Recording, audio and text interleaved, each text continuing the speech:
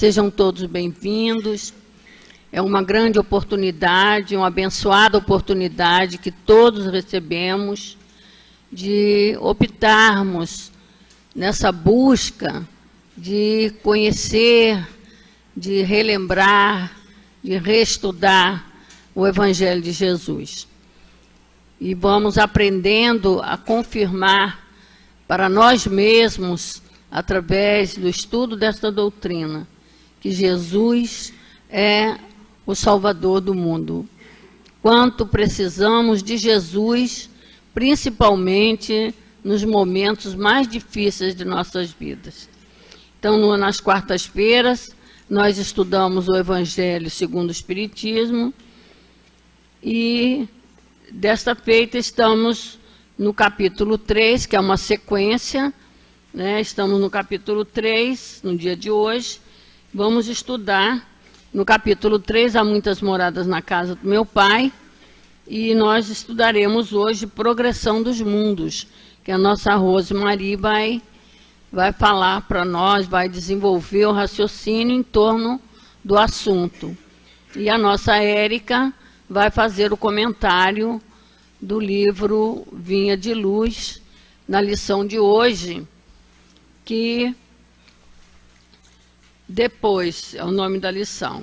E uma lição também muito interessante, para que nós não só vamos adquirindo conhecimento, relembrando os ensinamentos de Jesus, como também vamos entendendo muitas situações de nossas vidas. Então, mais uma vez, em nome dos nossos guias e diretores espirituais, nós damos boas-vindas a todos e desejamos que vocês realmente permaneçam sempre buscando a casa espírita, nesse sentido tão necessário da escola do espírito que ela é. Após os nossos anúncios e solicitações, feita pela nossa querida Hortência, nós vamos agora iniciando propriamente a reunião de estudo. Temos às nossas mãos uma página. Todos recebem quando adentram a casa. E é uma página que já prepara o nosso pensamento para o estudo da noite, para nos unir todos num só pensamento. É uma página do nosso querido Herman, um dos espíritos diretores da nossa casa, e que é a sua palavra, na mensagem cujo título é Na Direção do Bem, nos convida a pensar o seguinte: confiando sempre em Deus, nunca desanimemos nas lutas, nos trabalhos e no desenvolvimento das ideias positivas que temos dentro de nós. O espírito progride através dos anos, dos séculos, dos milênios. Cada um de nós se modifica a pouco e pouco, e todos os dias renascemos com os novos conceitos que vão se somando a cada aprendizado. O homem que conserva a paz no seu coração, que sabe caminhar na direção do bem, que estimula a própria natureza pessoal a vencer sempre, que faz com que haja constante esforço em torno da caridade, é aquele que diariamente se transforma, se corrige e se faz um homem de bem. Cada um de nós deve, portanto, lutar pelo seu próprio progresso, não temer os passos que está dando na direção do bem, nunca esmorecer, porque compreende que a vida é uma atitude constante de luta. Hoje e sempre, saibamos renovar nossos ideais, cultivar nossas ideias, multiplicar o aprendizado para que, quando solicitados pelas lutas e pelo próximo, saibamos responder, não ao processo de abandono de tarefas, mas sim ao cultivo constante de hábitos melhores que nos façam ser trabalhadores fiéis. Sabemos todos que para desenvolvermos um trabalho de progresso, é preciso corrigir o que existe de errado dentro de nós, e que esse corrigir torna o homem sofredor, mas o sofrimento que vem desse progresso o faz melhor. Por isso, o homem nunca deve temer por esse sofrimento, nunca deve abandonar a luta porque esteja sofrendo. Que Deus assim nos ensine, que transmigremos diariamente de um ato para outro, de uma vida para outra, de uma situação para outra, sempre com vistas ao próprio progresso do Espírito. Que Deus nos ajude, nos abençoe e conduza agora e sempre. Irmã, esta mensagem se encontra no livro Palavras do Coração, volume 1, e foi uma psicofonia através de Altivo Caríssimo e Panfiro. Sempre abençoadas lições que recebemos na nossa casa, ajudando-nos a refletir sobre as atitudes da vida. Agora nós vamos fazer a nossa prece, depois iremos passar a palavra à nossa Rose e à nossa Érica na hora do passe. Estejamos todos agora firmemente pensando em Jesus, pensando em Deus, pensando que temos um guia espiritual ao nosso lado, e façamos a nossa prece. Amado Mestre Jesus, bondoso amigo, condutor de nossas vidas, mais uma vez estamos reunidos em Teu nome, para juntos, nesta reunião de pensamentos e sentimentos, refletindo lições do Teu Evangelho, para crescermos, Senhor, no entendimento da vida, para alimentarmos a esperança em nossas almas e prosseguirmos, Senhor, nesta caminhada incansável para todos nós na busca da felicidade. Abençoa-nos, Senhor, no esforço que todos fizemos para aqui estarmos. Abençoe a nossa casa, toda a equipe espiritual que aqui trabalha, todo o trabalho que já se realiza no trabalho da cura, todos os trabalhadores encarnados e desencarnados, e todos nós também, encarnados e desencarnados, que aqui estamos, ajudando-nos a estarmos atentos ao aprendizado da noite de hoje que Tu nos ofereces, Mestre Jesus. E assim que possa ser em Teu nome, em nome dos guias espirituais dirigentes da nossa casa, do nosso patrono Leon Denis, mas sobretudo em nome de Deus, que possamos da nossa parte considerarmos como iniciados os trabalhos de estudo da noite de hoje. Graças a Deus. Então vamos assim, queridos irmãos, como de costume na nossa casa, lermos o texto que será estudado, e como é um texto pequeno, vamos lê-lo todo, que é repetindo do capítulo 3, o item 19, Progressão dos Mundos, que nos diz assim: o progresso é uma das leis da natureza. Todos os seres da criação, animados e inanimados, a ele estão submetidos pela bondade de Deus, que deseja que tudo se engrandeça e prospere. A própria destruição, que aos homens parece o fim das coisas, não é mais do que um meio de chegar pela transformação a um estado mais perfeito, porque tudo morre para renascer e nada volta para o nada. Ao mesmo tempo que os seres vivos progridem moralmente, os mundos em que eles habitam progridem materialmente.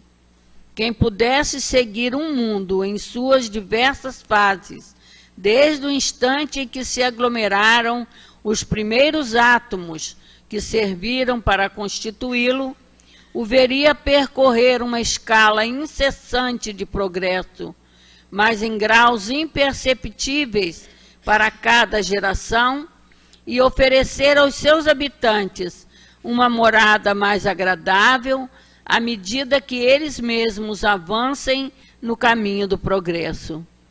Assim, desenvolvem-se paralelamente o progresso do homem, dos animais, seus auxiliares, dos vegetais e o da habitação, porque nada é estacionário na natureza. Quanto esta ideia é grande e digna da majestade do Criador, e quanto, ao contrário, é pequena e indigna do seu poder, a ideia que concentra sua solicitude e sua providência sobre o imperceptível grão de areia que é a terra, e restringe a humanidade a alguns homens que a habitam. A terra, de acordo com essa lei, esteve, tanto material quanto moralmente, em estado inferior ao que se encontra atualmente, e atingirá um grau mais adiantado nesse duplo aspecto. Ela chegou a um dos seus períodos de transformação em que, de mundo expiatório, vai se transformar em mundo regenerador. Então, os homens serão felizes na terra, porque nela reinará a lei de Deus. É uma mensagem de Santo Agostinho, recebida em Paris em 1862. Então, é desta página que a nossa Rose vai conversar conosco na noite de hoje. Que Deus a abençoe e sustente, e nós também, com os nossos pensamentos, buscando aprendizado. Graças a Deus. Obrigada, meu querido. Queridos companheiros, que a doce paz de Jesus envolva os nossos corações hoje e sempre. Nós estamos encerrando esse capítulo 3, que Kardec denominou Há Muitas Moradas na Casa de Meu Pai. Então, esse capítulo é iniciado por Kardec com as belíssimas palavras de Jesus, que abrem o capítulo nos dando assim toda a tranquilidade, nos transmitindo coragem, nos transmitindo esperanças e mostrando para nós o quanto ele nos ama. É aquela passagem de Jesus anotada por João no capítulo 14, 1 a 3. Diz assim Jesus, que o vosso coração não se perturbe. Por que a gente se perturba? Porque a gente não está certo, a gente não tem convicção, a gente está naturalmente indeciso, a nossa fé está vacilante. Então ele diz, que o vosso coração não se perturbe. Crede em Deus, crede também em mim. Há muitas moradas na casa de meu pai. É como se ele dissesse, olha, a vida não é sempre essa, com as dificuldades que tem na terra. Nós temos outros mundos. Há muitas moradas na casa de meu pai. Se assim não fosse, eu já vos teria dito, porquanto eu vou preparar o lugar para vós. Aqui Jesus diz da importância do comprometimento que ele tem com o nosso planeta e conosco. Depois ele diz, e depois que eu tiver ido e preparado o lugar, voltarei e vos retirarei para mim. Voltará no sentido do Consolador prometido, que ele diz que viria e é a doutrina espírita, e ele retirará para ele, porque nós teremos neste momento, através do Consolador prometido, o total entendimento que ele é o caminho, a verdade e a vida. E ninguém pode ir ao Pai senão por Jesus. Então ele diz, vos retirarei para mim, a fim de que lá onde estou, e aí nós temos os mundos, Jesus está no mundo mais alto, onde estão os mundos celestes ou divinos, onde estão os espíritos puros, e lá onde eu estou, vós estejais também.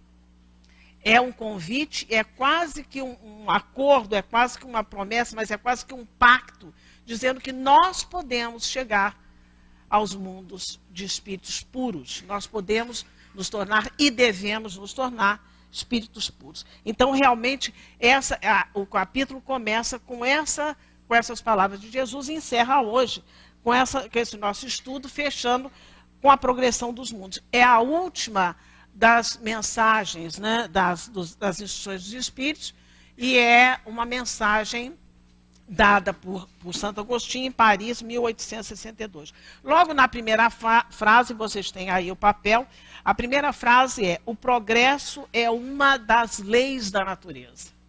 Então, a doutrina espírita, que é o Consolador Prometido, que a gente acabou de falar, quando Kardec lança o Livro dos Espíritos, em 1857, ele divide didaticamente o livro em 4 partes. Né? Na primeira parte, ele trata com os espíritos das causas primárias. Ele pergunta ali todas as perguntas que ele poderia fazer e que os espíritos poderiam responder. Né? Na segunda parte, ele trata do mundo espírita, ou mundo dos espíritos, que era um mundo até ali desconhecido, um mundo sempre existente, real, mas que a gente não tinha o entendimento que é dado, então, nessa segunda parte do Livro dos Espíritos. São questões sobre esse, entre aspas, novo mundo, porque de novo não tem nada, porque o mundo espírita existe desde que o mundo é mundo. Né? Mas é nessa segunda parte que Kardec pergunta aos espíritos todo o funcionamento, como é este mundo dos espíritos. Na terceira parte, ele tratou com os espíritos das leis morais, e é por isso que a gente está falando isso, né? Das leis morais, que são as leis de Deus. Então, nesse capítulo, ele pergunta tudo sobre o regimento, tudo sobre as leis que regem o universo. E na quarta parte, que é a última parte, ele tratou das esperanças e consolações, que são considerações que os espíritos colocam para nós a respeito de nós, espíritos, quando encarnados ou quando desencarnados, porque todo o tempo nós somos espíritos. Pois bem, essa terceira parte, ela explica todas as leis divinas, inclusive Kardec pergunta aos espíritos se ele pode dividir as leis divinas em 10 partes. Então ele divide essa terceira parte do Livro dos Espíritos, essas leis divinas, em 10 partes, colocando leis em cada uma das partes que ele vai perguntar aos espíritos. E aí, ele começa pela lei natural.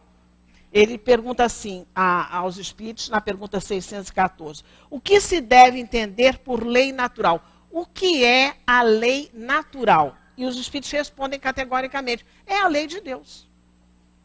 É a lei de Deus. Mas o que chama a atenção é a continuidade da resposta. Ele diz, a lei natural é a lei de Deus. É a única verdadeira para a felicidade do homem. É a única verdadeira para a felicidade do homem. Ou seja, quando nós não nos submetemos à lei de Deus, quando nós tentamos, de alguma forma, burlar a lei de Deus, a gente não pode ser feliz. Porque a lei de Deus, a lei divina ou natural, é a única verdadeira para a felicidade do homem. Né? E na questão 616, os espíritos acrescentam para nós, as leis divinas são perfeitas. Porque a gente que é imperfeito está acostumado a ver leis aqui para nós, que uma hora é uma coisa, outra hora é outra coisa. Então ele coloca, as leis divinas são perfeitas. A harmonia que reina no universo material, em tudo que Deus criou de matéria, como no universo moral, se fundam em leis estabelecidas por Deus desde toda a eternidade. Não é da agora, porque Kardec vai perguntar na terceira parte sobre as leis. Essas leis existem de toda a eternidade. Na questão 619, Kardec pergunta assim aos espíritos, Deus deu a todos os homens os meios de conhecer a sua lei, porque se é a única lei que vai nos trazer felicidade, é bom que a gente conheça.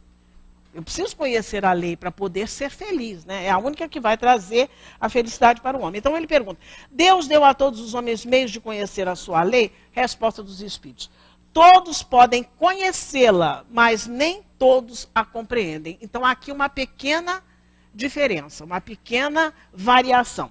Todos podem conhecê-la, mas nem todos a compreendem. É tipo assim uma brincadeirinha que a gente pode fazer, né? Conhece o Teorema de Pitágoras? Conheço.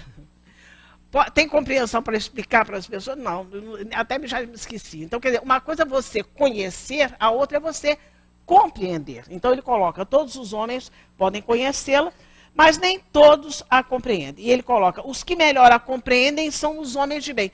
Quem são os homens de bem? Os homens que já entenderam o mecanismo das leis de Deus, já entenderam o funcionamento da lei de Deus, né?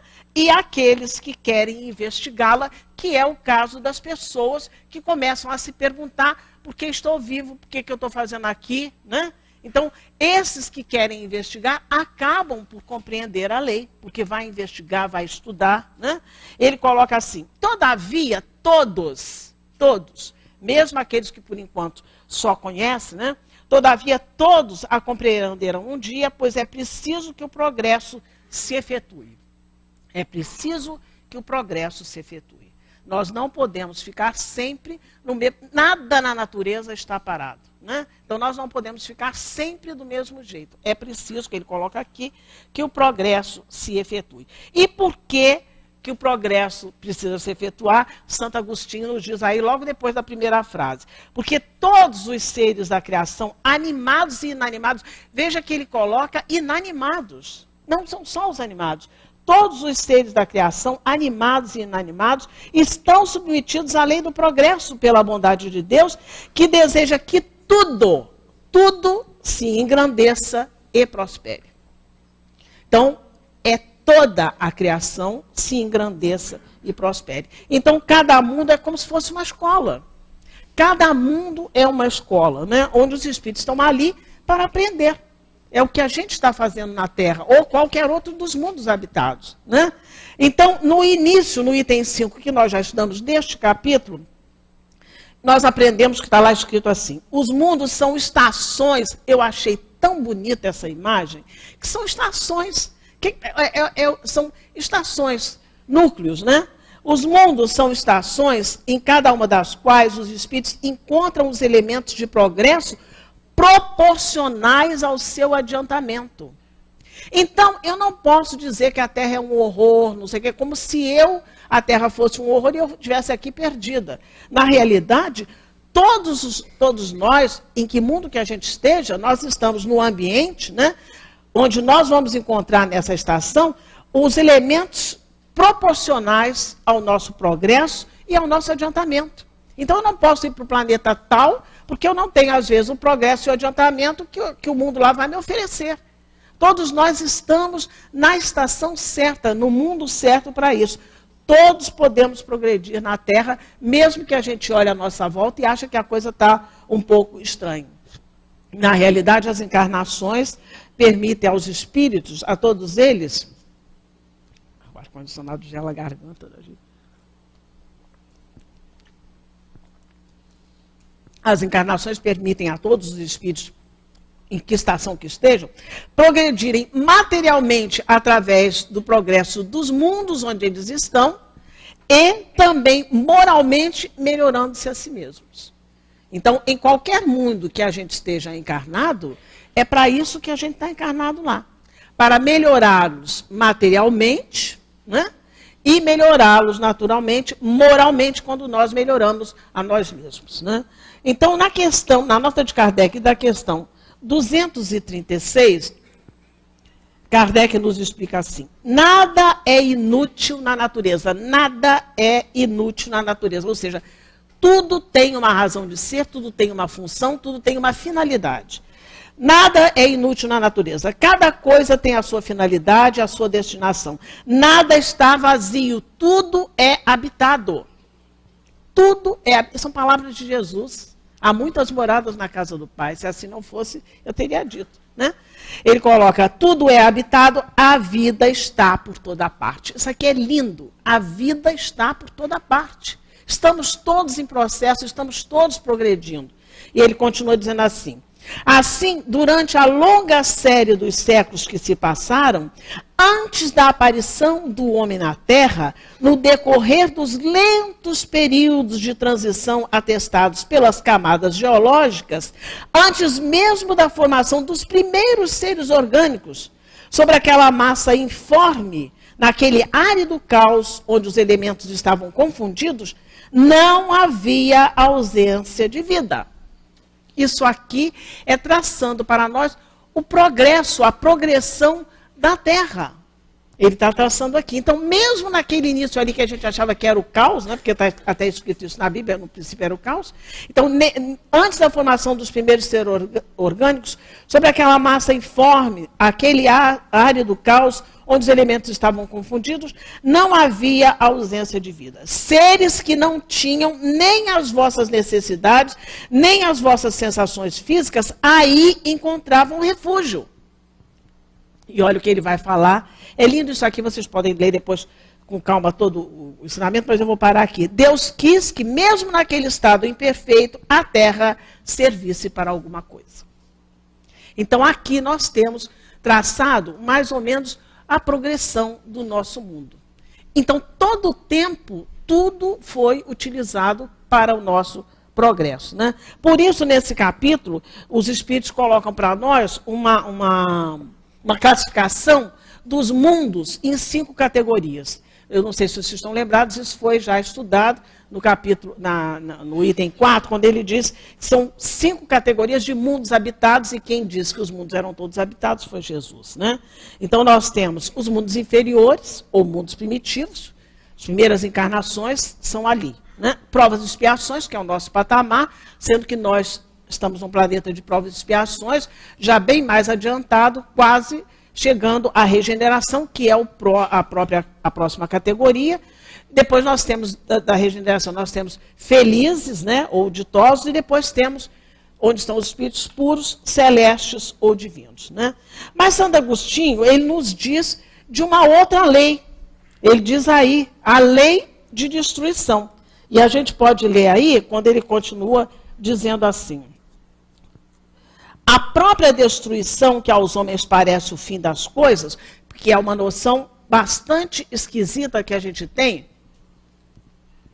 a respeito da lei de destruição, e quando nós estudamos o Livro dos Espíritos, nessa parte da lei de destruição a gente aprende muita coisa. Então ele coloca: a própria destruição, que aos homens parece o fim das coisas, não é mais que um meio de chegar pela transformação a um estado mais perfeito, porque tudo morre para renascer e nada volta para o nada. Tudo tem uma razão de ser e tudo está em progresso. Então, lá no Livro dos Espíritos, nós temos, na lei de destruição, Kardec faz 44 questões, 44 perguntas aos espíritos, e tem, fora as notas que ele, de Kardec, que ele faz, amplia o nosso entendimento diante daquelas questões ali, né?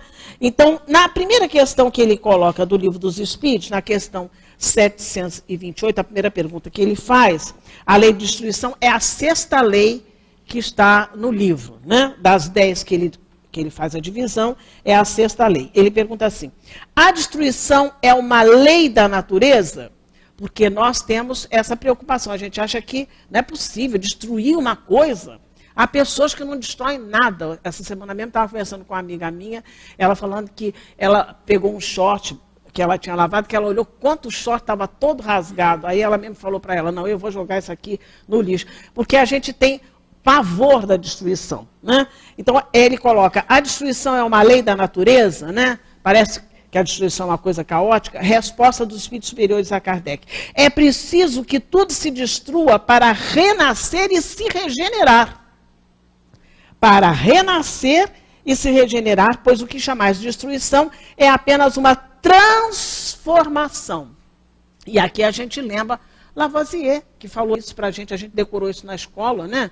Na natureza, nada se cria, nada se perde, tudo se transforma. É uma transformação. Então ele coloca: a destruição é apenas uma transformação que tem como objetivo, como meta, como razão de ser, a renovação e a melhoria dos seres vivos.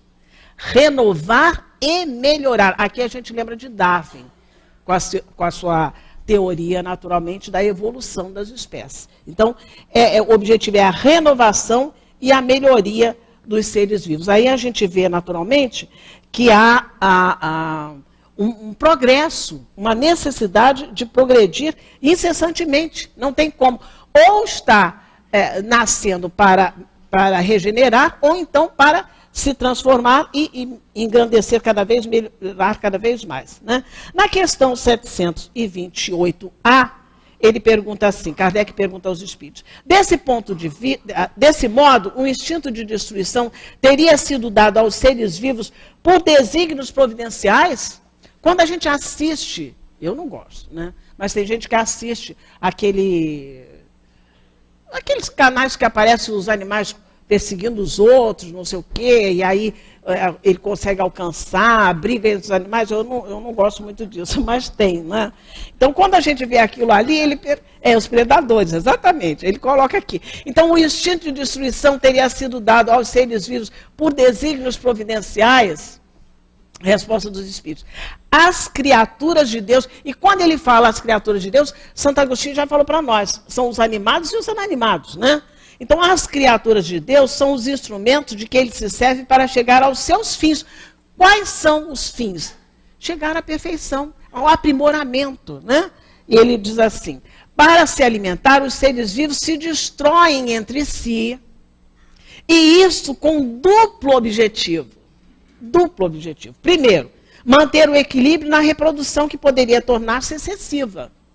Vocês são muito jovens, mas eu me lembro de uma época que tinha um bichinho, eu não sei, começaram a botar aqueles negócios para matar mosquito, eu sei que aí o bichinho chamava lacerdinha, caía no olho da gente, caramba, era uma coisa absurda, doía pra caramba. Então, por quê? Porque ficou abusivo, mexeu na cadeia ali, e aí o negócio ficou desse jeito, ele coloca... proliferou, então foi abusivo, como ele coloca aqui. Manter o equilíbrio da reprodução que poderia tornar-se excessiva. E agora, importantíssimo, porque isso é para toda a criação, é utilizar os despojos do envoltório exterior. A árvore que acaba, o boi que fica ali só, os ossos, a carcaça, né? Então, utilizar o nosso corpo, né?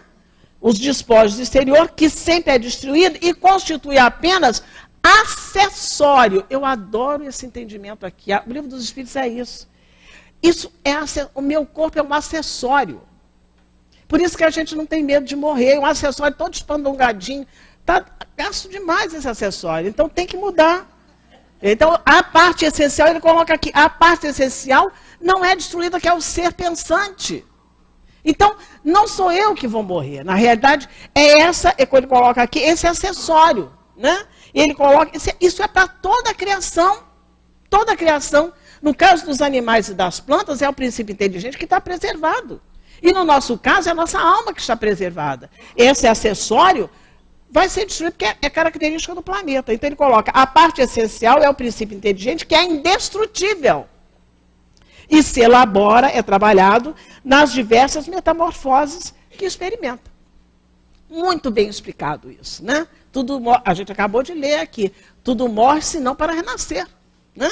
A semente vai nascer outra planta. E na 729, ele diz assim, se a destruição é necessária para a regeneração dos seres, por que a natureza os cerca de meios de preservação e conservação? Se é para morrer mesmo, por que a gente fica preocupado de manter um cabelinho pintado, botar aqui alguma coisinha para fazer muita ruga? Por que a gente fica... Se vai morrer mesmo, né? Então ele coloca, se a destruição é necessária para a regeneração dos seres, por que a natureza os cerca de meios de preservação e conservação? Vocês já viram aquele bicho-pau? Eu acho aquele bicho tão bonitinho, né? Você olha assim, é um gravetinho. Né? Por que ele é um gravetinho? Também para não ser predado. Né? E ele coloca, por que então cerca dos meios de conservação? Ele diz, a fim de que a destruição não se dê antes do tempo necessário. Quanto tempo tem que ficar o louvar a Deus? Não sei quanto tempo. Lá, o bicho-pau, não sei quanto tempo. Eu aqui, não sei quanto tempo. Então, é o tempo que precisa para que não aconteça antes, essa destruição aconteça antes. Por exemplo, quantas pessoas, nós, seres humanos, são dados como suicidas, porque tem um tipo de desregramento, um tipo de vida tão desregrada, que aí realmente a destruição se dá antes do que era previsto. Então, há esse instinto de conservação, e é uma das leis que a gente tem, que Kardec pergunta aos espíritos, e a lei de conservação está antes da lei de destruição no Livro dos Espíritos, né? Então, a fim de que a destruição não se dê antes do tempo necessário. Qualquer destruição antecipada entrava o desenvolvimento do princípio inteligente. Você obsta, você atrapalha. Ele tinha que ir até ali, você interrompe antes, né? entrava o desenvolvimento do princípio inteligente. É por isso que Deus deu a cada ser a necessidade de viver e de reproduzir. Então, a gente vê que tudo nos fala de engrandecimento e de prosperidade. O próprio Santo Agostinho fala aí, né? Deus quer que tudo se engrandeça e prospere. E na segunda parte da lição, no segundo parágrafo da lição aí, ele diz assim: ao mesmo tempo em que os seres vivos progridem moralmente, os mundos em que eles habitam progridem materialmente. Isso a gente vê aqui na Terra na reencarnação que a gente está, muitas vezes a gente não vê muita mudança. Mas a gente presta atenção na história, né? Você vê que os seres vivos progridem moralmente e automaticamente você vai mudando o mundo. Por que a gente se preocupa hoje com o meio ambiente? Porque a parte moral está mais desenvolvida e a gente começa a se preocupar em não acabar com o mundo de qualquer maneira. A gente começa a preservar. E ele continua dizendo assim: quem pudesse, e aqui ele vai fazer uma imagem muito bonita, quem pudesse seguir um mundo em suas diversas fases, desde o instante que se aglomeram os primeiros átomos que serviriam para constituí-lo, o veria percorrer uma escala incessante de progresso, mas em graus imperceptíveis para cada geração. Não dá para uma geração, 100 anos não é nada. Muitas vezes você não consegue ver isso, né?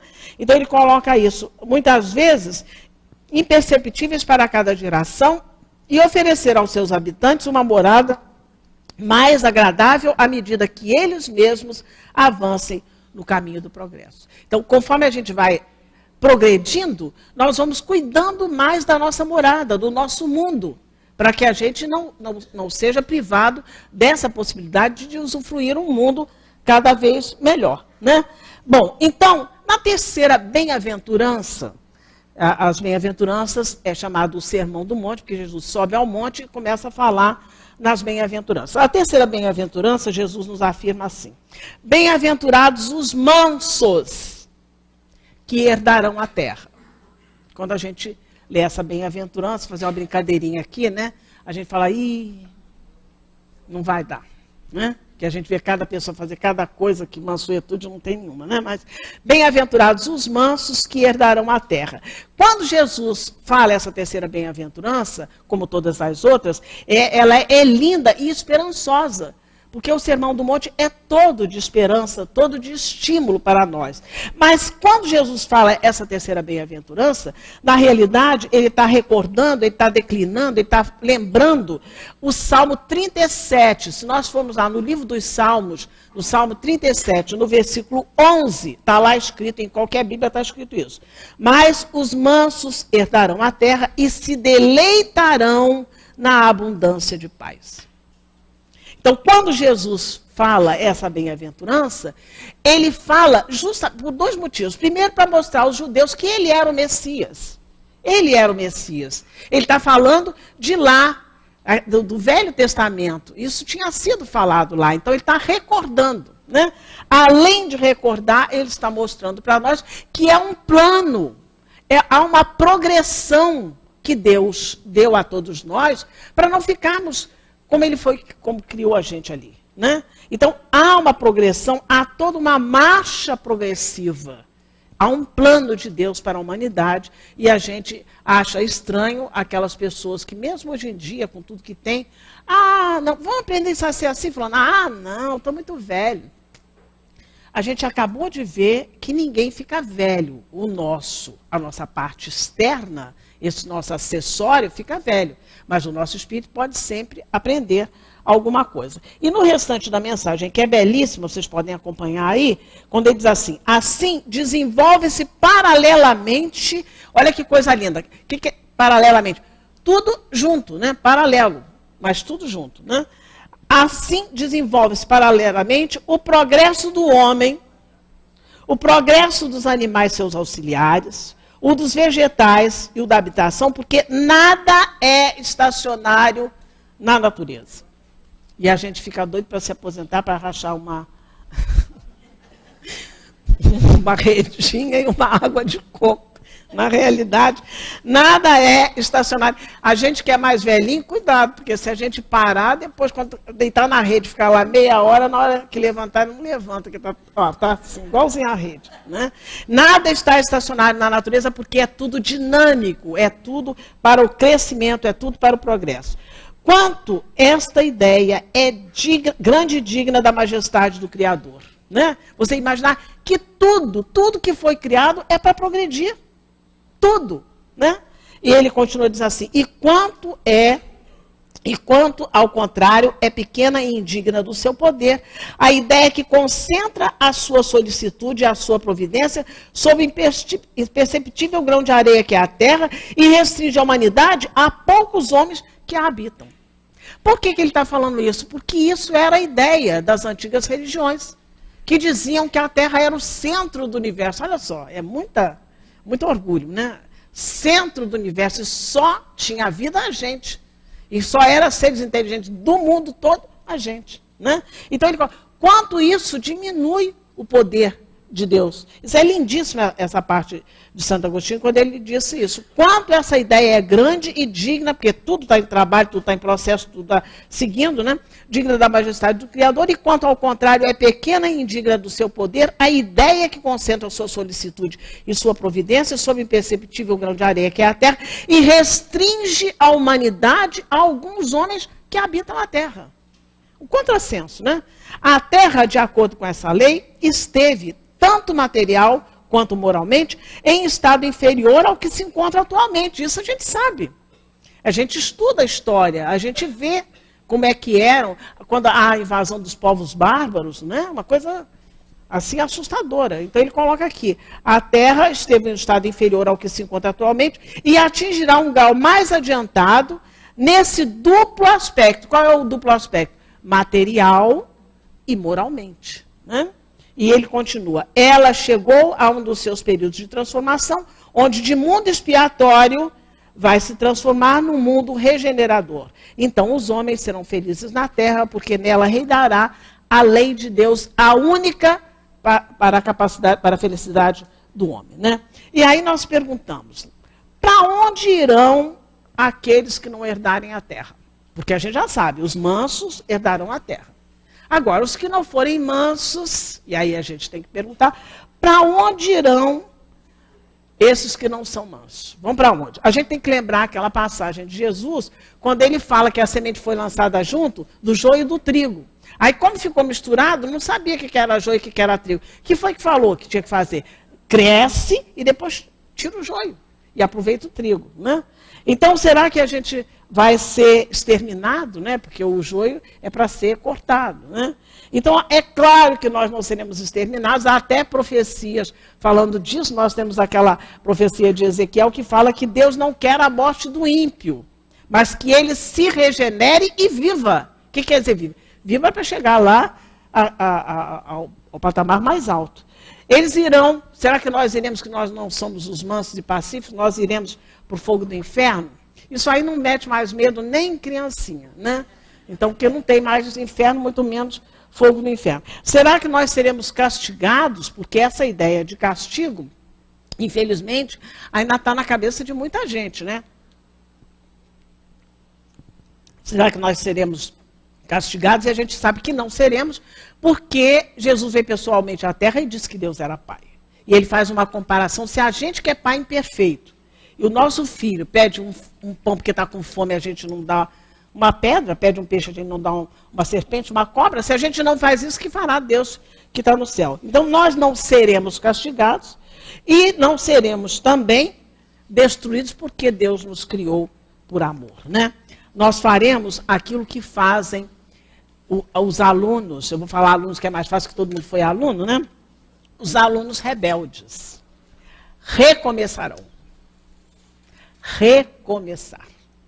É como numa escola, você não atingiu, você está na terceira série, não atingiu os objetivos traçados para aquela quantidade de matéria que você tinha que fazer. O que você vai fazer? Recomeçar. Fazer outra vez a terceira série. E o que é uma coisa maravilhosa, que mostra a misericórdia de Deus, ninguém vai retrogradar. Não é porque você reprovou na terceira série, você vai voltar para o jardim da infância, rolar massinha. Você não vai retrogradar. Pela misericórdia de Deus, ficam com você todas as suas conquistas. Tudo aquilo que você já tem de conhecimento da parte cognitiva está com você. Tudo aquilo que você já tem de parte moral está com você. Mas você precisa recomeçar. Então, esses espíritos reencarnarão ainda, quando a Terra for um planeta de regeneração, eles reencarnarão ainda em mundos de provas e expiações. Porque a Terra estará como regeneração, eles não poderão ficar na Terra. Então, eles ficarão onde que eles estavam? Em mundos de provas e expiações. Permanecerão em mundos de provas e expiações, que não será a Terra, porque os mansos herdarão a Terra, mas eles irão para mundos de provas e expiações, que não necessariamente podem estar no patamar que a Terra está hoje. Então, é um planeta de provas e expiações, mas que talvez não tenha máquina de lavar, né? Essa coisa maravilhosa, fraldas descartáveis, né? Estou fazendo uma brincadeirinha, mas é isso mesmo. Ele pode ir para mundos que não estejam tão adiantados como a Terra está, mas aí isso é tão bonito por quê? Porque, em geral, eles vão perder somente as vantagens materiais. Provavelmente, a inteligência está com eles, é claro, provavelmente não terá esse mundo de provas e expiações para os quais eles talvez até esteja mais ou menos no mesmo patamar, pode estar um pouco mais atrasado e talvez não tenha o conforto, a tecnologia, né? O tipo de trabalho. É isso aí. Aí, olha a coisa, é isso mesmo que ela está falando, isso é lindíssimo. Por que vai acontecer? Ele vai para esses mundos e ali a sua inteligência não se perde, ele vai lembrar, isso é que a gente lembra, aquela figura, aquela imagem que diz o paraíso perdido, que foi o que aconteceu com os exilados de Capela que vieram para a Terra, né? Capela passou progrediu, eles não progrediram, vieram para a Terra, aqui deixaram a expressão de sua inteligência, que era completamente muito mais avançada do que as pessoas que aqui estavam, né? Então é isso que a Amália falou. Quando nós chegarmos nesse planeta, olha nós, quando nós chegarmos nesses planetas de provas e expiações, tudo isso que a gente aprendeu aqui está conosco. Então, o que ele coloca aqui na pergunta 180, ele pergunta assim, partindo desse planeta para outro, o espírito conserva a inteligência que aqui tinha? Ele coloca, sem dúvida, a inteligência não se perde. Então, ele chega nesses mundos e a sua inteligência vai desenvolver esses mundos. E aí se cumpre aí uma dupla vantagem, que é o que a Amália estava dizendo. O espírito vai se quitar com a lei, porque ele vai se redimir com a lei naquilo que ele desperdiçou, nas oportunidades que ele malbaratou, as escolhas tortas que ele fez, né? Ele se quita com a lei e ele favorece, auxilia, trabalha, ajuda aqueles com os quais ele vive agora. Então ele vai levar esse progresso, esse conhecimento que ele tem, né? Então é um exílio muito, muito, muito necessário e proveitoso. É necessário porque não tem como passar para um planeta de regeneração. Ele tem que continuar no provas e expiações. E é proveitoso porque aquilo que ele tem com ele, ele pode levar de engrandecimento para esses mundos que ainda talvez não tenham o conhecimento que ele tinha, né? Então nós perguntamos, o homem pode deter a marcha do progresso? Eu adoro essa pergunta porque às vezes encontro velhinhos como eu, né? Porque eu sou velha, claro. Aí pergunta assim, tudo que você fala para a pessoa, passa para mim. Eu recebo toda hora aquele negócio, o quichute, o crush, não sei o que lá, umas coisas assim. Aqui um rádio que tinha não sei o que com a vitrola, com o padre, aí bota aquilo, aí a música é eu era feliz e não sabia. Então, eu olho aquilo e penso, meu Deus, como que pode, né? Mas as pessoas passam isso. Então a gente pergunta, o homem pode deter a marcha do progresso? Porque se perguntar a essas pessoas, ia ficar tomando crush, sei lá o quê, até hoje. Usando quichute até hoje. Usando aquela televisão que fazia... Né? Então, sei. Então, o homem pode deter... Vocês estão rindo, mas é um negócio seríssimo isso aqui. É muito sério. O homem pode deter a marcha do progresso? Isso está na questão 781. E os espíritos que dizem que não. Mas eles podem, às vezes, entravá-la. Só de dizer, aquela época que era maravilhosa. Você lembra? A gente sentava à beira da calçada, não sei o que lá, enquanto isso não aprendia nada. Ouviu falar no museu o quê? Não, onde é? Não sabia nada, a gente não sabia nada. Né? Então ele coloca aqui, eles podem muitas vezes entravá-la. E aí, nós temos aqui, essa é a pergunta 781, Kardec, na nota de Kardec, Kardec diz assim, é dado ao homem deter a marca do progresso? Não, mas ele pode, às vezes, entravá-la. E ele explica assim, sendo o progresso uma condição da natureza humana, é condição da natureza humana. Como é que a pessoa fala, tá bom, você pode melhorar, para ver... Não, tá bom, não é normal, é da natureza humana, ele coloca aqui. Sendo o progresso uma condição da natureza humana, a ninguém é dado o poder de se opor a ele. Ainda que eu quisesse, vocês não são nessa época, ainda que eu quisesse esperar o moço que vendia as achas de lenha, passava numa bicicleta vendendo para o fogão de lenha, não tem nem fogão de lenha e o meu vizinho era o primeiro a me dedurar que eu estou cozinhando na lenha. Né? Quer dizer, então, ainda que eu quisesse, não, é que ele coloca aqui, não tem como você se opor. Vocês já viram algum velhinho chegar perto de vocês e dizer para você, meu filho, não sei usar meu cartão, olha, a minha senha não sei o que lá, tira o meu dinheiro. Não vai fazer. Ele vai aprender. Pega o cartão. 2, chega perto da máquina. 3, vai aprender. Você tem que aprender. Porque não tem como. Então não tem o progresso, a ninguém é dado se opor a ele. É uma força viva. É uma força viva. Que as más leis podem retardar.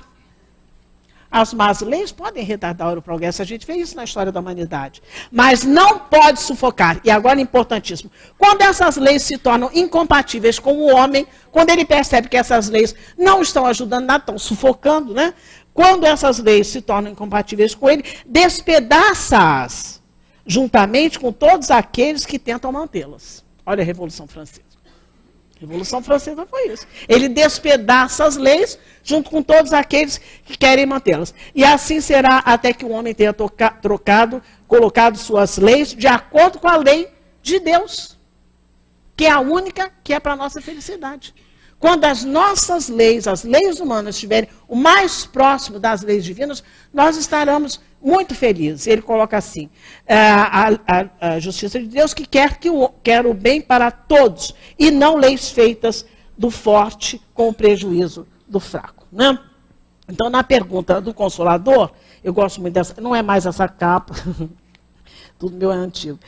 Não é mais essa capa, e nós temos, então, na questão 230, são perguntas feitas a Emmanuel, na questão 230, ele pergunta assim, como iniciar o trabalho de iluminação da nossa própria alma? Como é que a gente pode fazer, né? Porque não é amanhã que vai virar regeneração, vai que eu consiga me tornar manso e herdar a terra, vai que eu posso me candidatar a herdar a terra. Como é que eu inicio o trabalho de iluminação da minha própria alma? Como é que eu posso me tornar manso? Né? Como é que eu posso dizer que eu sou um seguidor de Jesus? E diz assim, Emmanuel, esse esforço individual, a gente está todo mundo aqui junto, é a mesma sala, todo mundo está estudando, o assunto é o mesmo, né?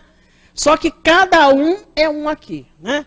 Então, esse esforço individual deve começar pelo autodomínio. O que é isso? Conhece-te a ti mesmo. Com a disciplina dos sentimentos egoísticos e inferiores. Eu posso ter vontade de pegar 2 senhas, não vou pegar. Né?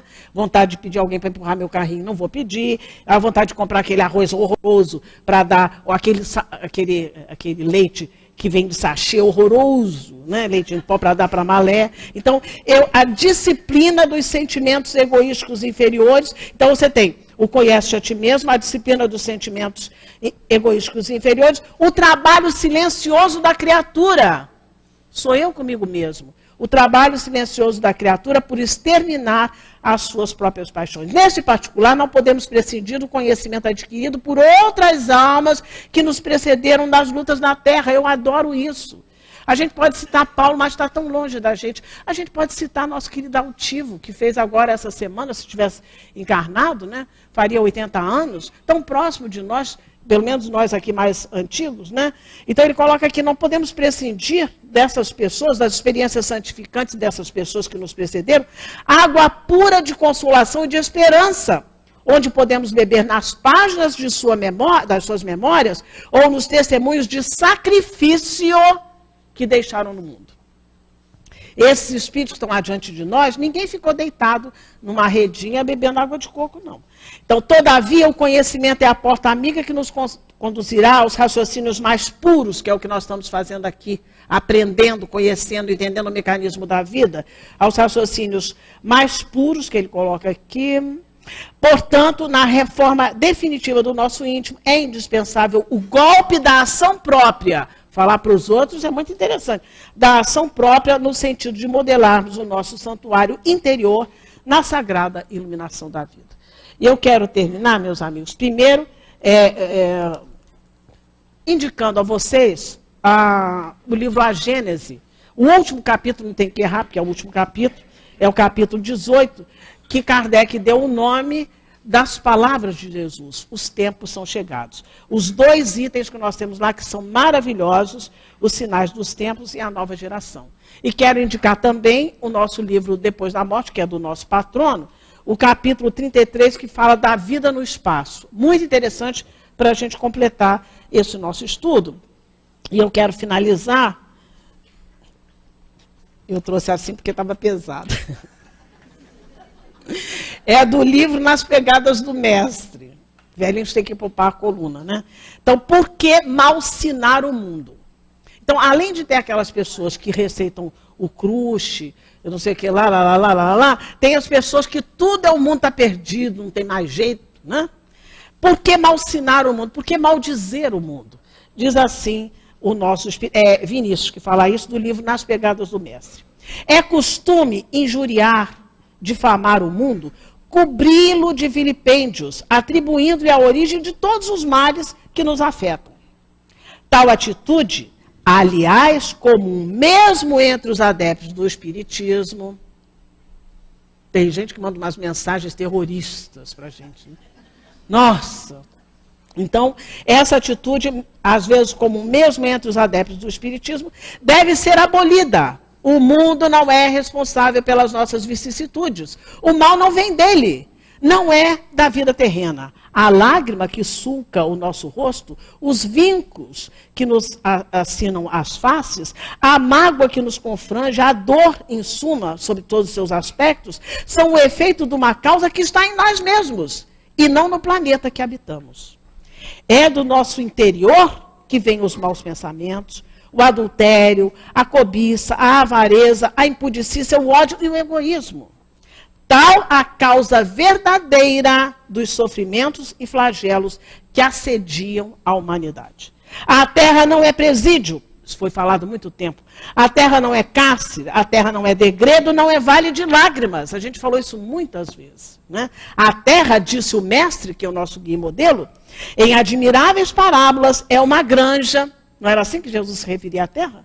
É uma granja, uma quinta ou uma vinha, onde o Senhor envia os seus trabalhadores. A terra é um campo de ação, onde vosso espírito vem exercer sua atividade. É o mundo próprio que tem os recursos para o nosso progresso. A gente aprendeu isso aqui hoje. Como o lavrador mete a relha no solo duro e árido, transformando em seara fecunda, assim cumpre a cada um de nós exercitar os poderes que tem na alma, na conquista do saber e da virtude, rumando para alcandorados destinos, que é o que Jesus disse. Vai chamar para estar lá onde ele está, nós estejamos com ele. É o que fez, começou o nosso capítulo 3, que está encerrando hoje. Não há castigo, não há punição, não há penalidades a cumprir. Há problemas a resolver, há obstáculos a remover, há contingências e conjunturas mais ou menos penosas de conjurar.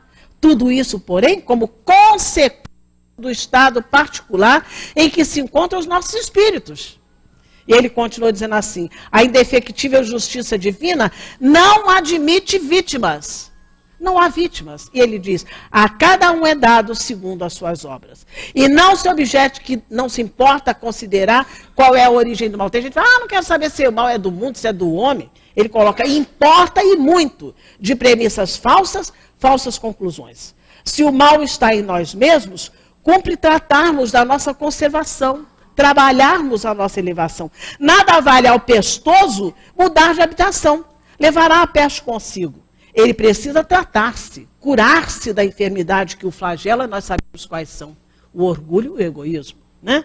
Deixemos, pois, de malsinar o mundo, que é obra de Deus e que faz jus ao seu amor. É só a gente botar lá na internet os lagos mais belos do mundo, a vegetação mais bela do mundo. É tudo muito bonito na terra. Então ele coloca aqui: a terra é obra de Deus e faz jus ao seu amor. Para esse mundo tão injustamente infamado, Deus mandou o seu Filho, não para o condenar, mas para redimir. Tratemos, portanto, de reformar o mundo, reformando-nos a nós próprios. É e será aqui, por tempo indeterminado, esse o nosso teatro de ação. Nascer, morrer, renascer ainda, progredindo sempre, tal é a lei. Melhorar o mundo, melhorando a nós mesmos, tal a vontade do Senhor. Que o Senhor nos abençoe a todos, que possamos estudar a doutrina espírita, sobretudo entendendo que quando nós estudamos a doutrina espírita, entendemos a misericórdia de Deus e sabemos que ninguém é vítima e que todos nós estamos aqui pela misericórdia infinita de Deus. Jesus veio pessoalmente à Terra nos afirmar isso. Muita paz. Estudem a doutrina espírita e venham aos encontros. Muito bem, muito obrigado, querida Rose. E vejam, meus irmãos, quanta lição de vida, né? É lição de vida, pura lição de vida. E como dizem nossos queridos amigos espirituais, esmorecer jamais na luta do progresso. E para o trabalho do passe, momento do passe, vamos continuar refletindo, vamos continuar alimentando nossas mentes com esses ensinamentos. Do livro Vinha de Luz, nós temos a página de hoje, cujo título é Depois. Emmanuel faz um comentário numa expressão de Jesus anotada por Marcos. Depois, sobrevindo tribulação ou perseguição, diz-nos o nosso querido Emmanuel: toda a gente conhece a ciência de começar as boas obras. Foi até falado aí, né? Aceita-se o braço de um benfeitor com exclamações de júbilo. Todavia, depois, quando desaparece a necessidade, cultiva-se a queixa descabida no rumo da ingratidão declarada, afirmando-se: ele não é tão bom quanto parece. Inicia-se a missão da caridade com entusiasmo santo, contudo, depois, ao surgirem os primeiros espinhos, proclama-se a falência da fé, gritando-se com toda a força: não vale a pena. Empreende-se a jornada da virtude e aproveita-se o estímulo que o Senhor concede à alma, por meio de 1000 recursos diferentes. Entretanto, depois, quando a disciplina e o sacrifício cobram o justo imposto devido à iluminação espiritual, clama-se com enfado: assim também não. Ajuda-se a um companheiro da estrada com extremado carinho, adornando-lhe o coração de flores encomiásticas. No entanto, depois, se a nossa sementeira não corresponde à ternura exigente, abandonamo-lo nos azares da senda, asseverando com ênfase: não posso mais. Todos sabem principiar o ministério do bem. Poucos prosseguem na lide salvadora e raríssimos terminam a tarefa edificante. Entretanto, por outro lado, as perigosas realizações da perturbação e da sombra se concretizam com rapidez. Um companheiro começa a atrair os seus compromissos divinos e efetua sem demora o que deseja. Outro enceta a plantação do desânimo e lesto alcança os fins a que se propõe. Outro ainda inicia a discórdia e, sem detença, cria a desarmonia geral. Realmente, é muito difícil perseverar no bem e sempre fácil atingir o mal. Todavia, depois... Então, esta página será comentada pela nossa querida Érica durante os passes. E nesse momento, queridos irmãos, vamos nos organizando, aguardando a vinda dos médiuns, que se colocarão a postos para o trabalho, junto à espiritualidade presente, que já se encontra junto a cada um de nós, para esse momento abençoado, que é o momento em que eles farão esse trabalho de troca de energias, retirando as energias malsãs e colocando energias sãs, sadias em nós. Que possamos abrir nossa mente, nosso coração, na receptividade desse trabalho, que sintamos junto a nós os guias espirituais, através dos médiuns, a nos envolver e nos sustentar, ajudando-nos dentro das nossas reais necessidades, que nem sempre é aquilo que queremos, mas sempre, sempre aquilo que necessitamos.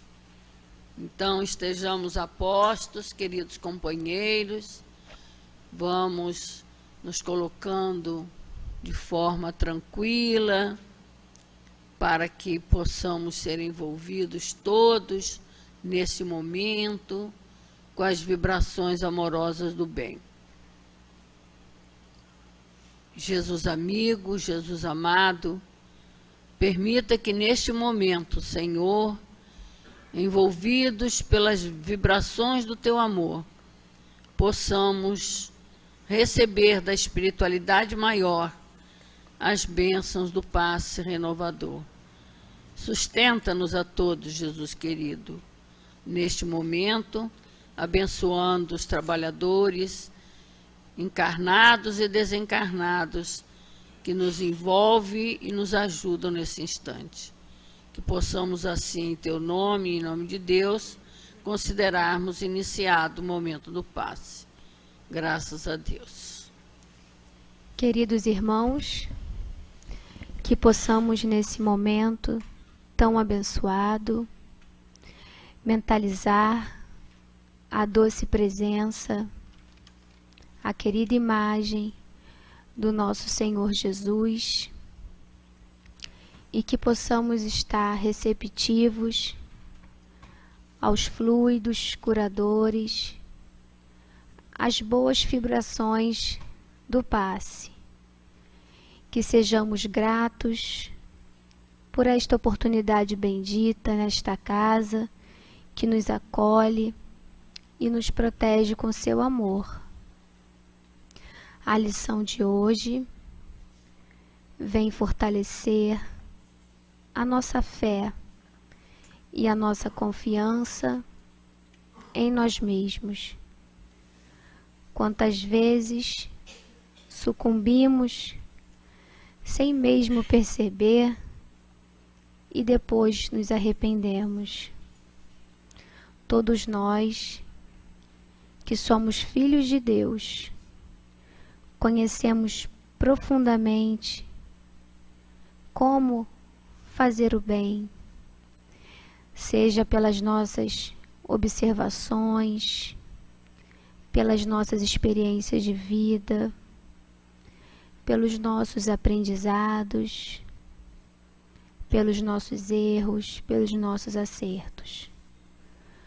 Como nos alegra o coração fazer o bem, ajudar o nosso irmão, auxiliar os necessitados, sensibilizar os nossos corações com a dor do nosso irmão e sempre oferecer palavras de consolo, de alívio, de amor. Que possamos sempre nos perguntar por que não fazemos mais uso dos recursos do amor e da caridade para com o próximo e para conosco mesmo. Quando estamos em momento de dor, de tribulações, dificuldades, conseguimos caminhar mais pelo caminho do bem, pois nos nivelamos com a dor do nosso irmão. Entendemos melhor a dor do nosso próximo. Depois que o nosso momento de dor passa, que as coisas melhoram, em muitos momentos esquecemos de tudo que passamos, de tudo que aprendemos e sentimos nos momentos de dor. Precisamos entender e compreender que precisamos uns dos outros. Somos irmãos em Cristo, filhos de Deus, do nosso Criador, e estamos interligados na caminhada com o objetivo da evolução, com o objetivo do progresso. O nosso dever de espíritas, de filhos de Deus, é auxiliar o próximo, fazer o bem, praticar a caridade, que é a máxima da nossa doutrina espírita. Quantas vezes iniciamos tarefas com afinco, com boa vontade, e depois de alguns espinhos, de alguns problemas, de alguns percalços, nós desistimos, nos desestimulamos.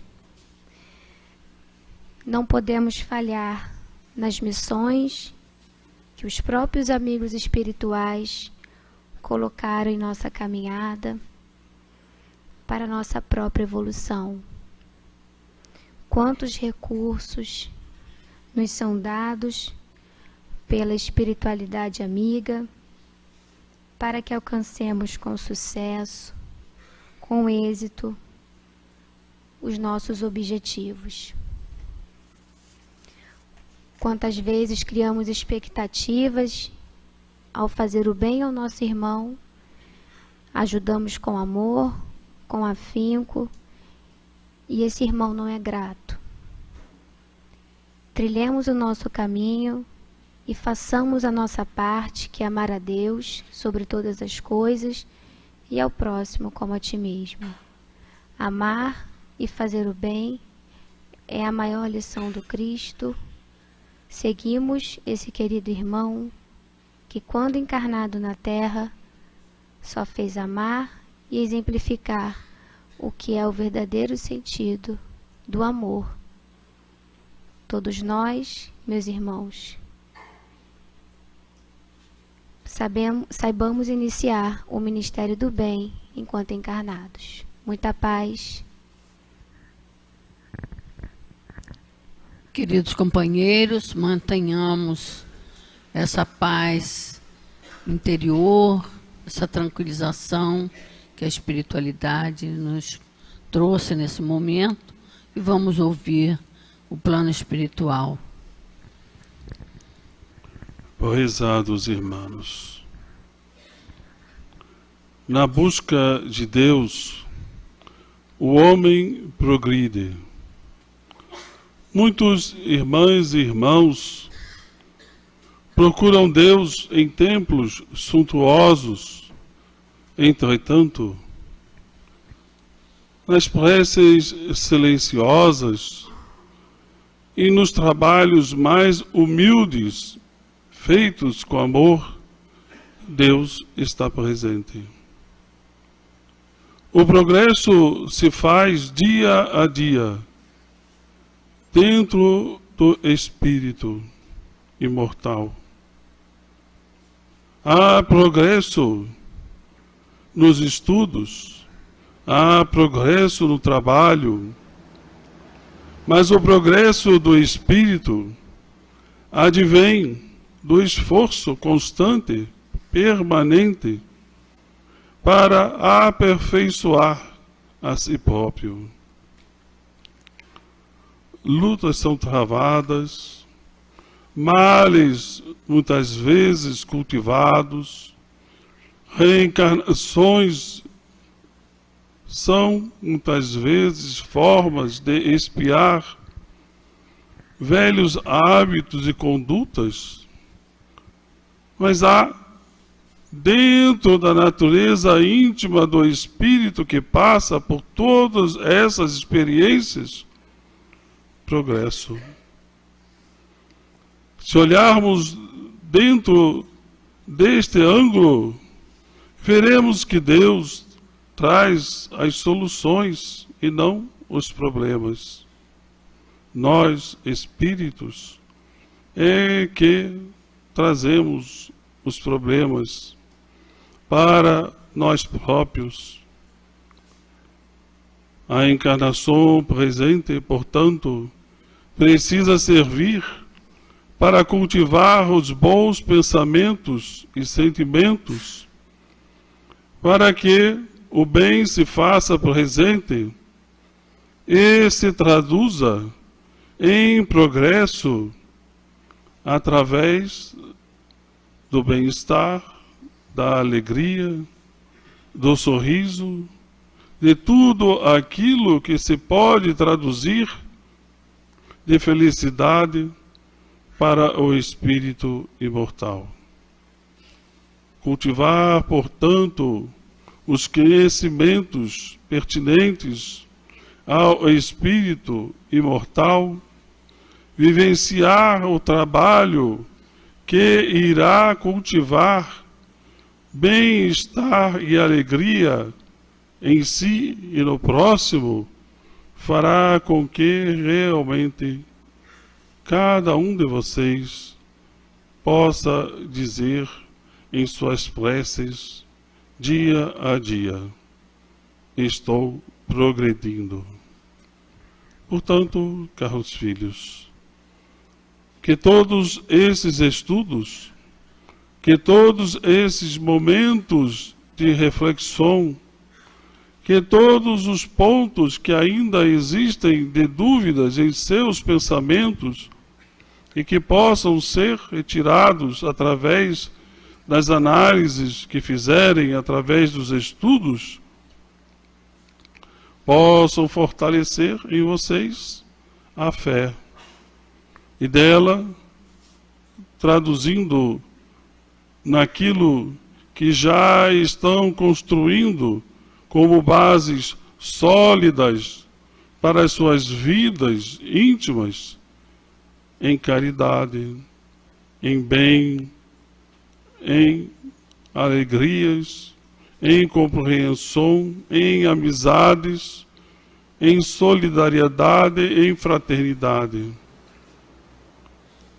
Assim, caros filhos, dirijam-se sempre a Deus nos momentos mais difíceis da vida de vocês, tanto quanto nas vidas ou nos momentos pelos quais passam e que se sentem também afortunados, para agradecer.